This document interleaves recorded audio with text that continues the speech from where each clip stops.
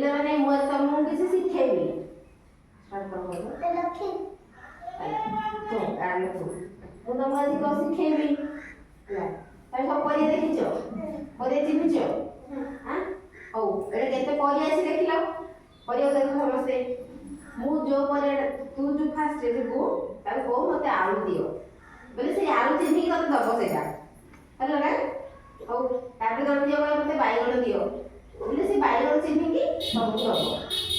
ଜଣେ ମାଗିବ, ହଁ ଫାଷ୍ଟ ସେ ମାଗିବ ତରୁଣ ମାଗିବ ଆଳୁ ମାଗି, ସେ ଚିହ୍ନି ଦବ ମତେ ଆଳୁ ଗୋଟେ ଦିଅ।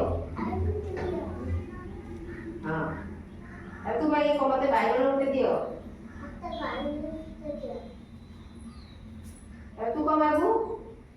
କ'ଣ ଅଛି ଏଇଟା? ଏଇଟା କ'ଣ? ଟମାଟୋ। ତୁ କହ ମତେ ଟମାଟୋ ଗୋଟେ ଦିଅ।